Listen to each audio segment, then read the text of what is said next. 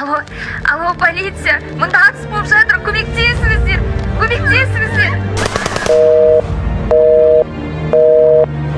Кез келген уақытта, кез келген жерде қандай жағдай орын алуы мүмкін екендігін ешкімде болжай алмайды. Бұл әдеттегідей бейбіт күндердің бірі болатын. Студенттер сабақтарына кірісіп, тыныштық орнаған сәт еді. Қаруланған қылмыскерлер адамдар көп шоғырланған жоғарғы оқу орындарының бірінде қарулы шабуыл жасауға бағытталды.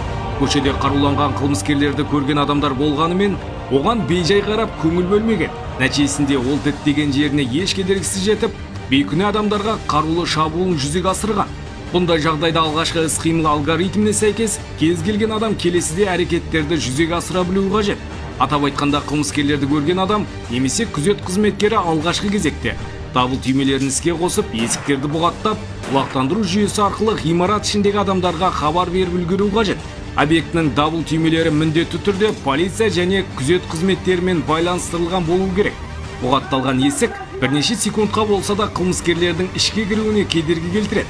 Осы қысқа уақыт аралығында сіз қасыңыздағы және ғимарат ішіндегі адамдардың қауіпті аймақтан қашып және олардың жасырынуына ықпал етуіңіз мүмкін. Әрбір секундты ұтымды дұрыс пайдалану арқылы көптеген адамдардың өмірін сақтап қаласыз. Осы мекемедегі адамдармен ортақ WhatsApp мессенджерінің құрамында бар болсаңыз, қосымша мессенджерлер арқылы да хабарлама беріңіз. Есте сақтаңыз, оқ қаруының дауысы шығып жатқан жаққа барудан аулақ болыңыз. Себебі қылмыскерлер алдыңыздан шыққан жағдайда сізге қарай оқ атуы әбден мүмкін. Атыс және адамдардың қиналған жанды дауыстарын естіген жағдайда дереу есіктерді кез келген заттармен бұғаттап, адамдардың үрейленуіне жол бермей, қауіпсіз аймақта адамдарды тынышталдырып, жасырынуын ұйымдастыра біліңіз.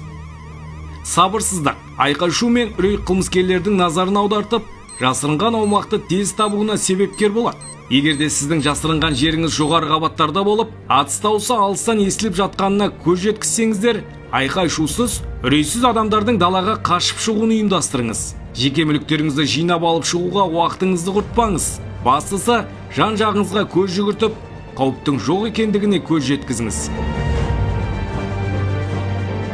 Рилстар мен баспалдақтарда міндетті түрде жан-жақтарыңызға қарап алып, қозғалысты жалғастырыңыз. Есте сақтаңыз, кез келген жерде оқ қаруын пайдалану арқылы адамдарға оқ ату орын алған жағдайда қызықтап қарап, фото, видео түсіріп тұрмаңыз. Оның арты сіздің өміріңізге қауіп төндіру мүмкін. Атыс дауысын естіген жағдайда ол бағытта жүруді доғарып, қауіпсіз аймаққа қарай қашыңыз.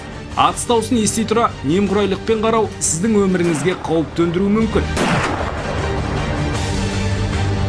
Қауіпсіз жерде есікті бұғаттап жасырынған болсаңыз, дереу шабуыл жайлы құқық қорғау органдарына хабар беріңіз. Хабарлама беру кезінде шабуылдаушылардың саны, сырт келбеті, қарулануы және олардың әрекеті, шабуылға ұшыраған объектінің мекен-жайы, орналасу орны жайлы неғұрлым толық мәлімет беріңіз. Есте сақтаңыз, адамдарды босатуға келген арнайы жасақ тобына қарсы жүгірмеңіз, талаптарын толық орындаңыз. Арнайы жасақ тобына кедергі келтірмеңіз. Кепілге алынған адам қылмыскердің талабына бағынып, оған қарсы шықпағаны жөн. Сабыр сақтап, оның назарына ілікпеуге тырысыңыз.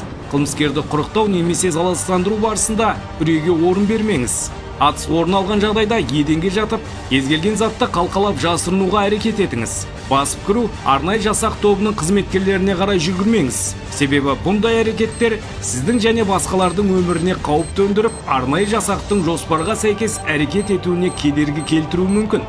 Есте сақтаңыз, қылмыскерлерді өздігіңізбен тоқтатуға әрекет етпеңіз. Тек басқа амал болмаған жағдайда қасыңызда қашып жасырынуға мүмкіндігі жоқ. Жасөспірімдер егде жастағы адамдармен мүгедектер болып, шабуылдауыш тарапынан тоқтаусыз оқ ату әрекеті орын алған жағдайда, яғни оның адамдарды кепілге алу ниеті емес, тек адамдарды жаппай қыруға оқталған анықталса, күш қолданудың кез келген тәсілдері арқылы сәл де болса кедергі келтіріп, айналадағы адамдардың қашып аман қалуына жағдай жасаңыз. Кез келген жерде қаруланған күдікті адамды байқатсаңыз, ол жайлы құқық қорғау органдарына жылдам хабар беріңіз. Сол арқылы сіз қайғылы жағдайдың орын алуына жол бермей, адамдардың өмірін сақтап қала аласыз.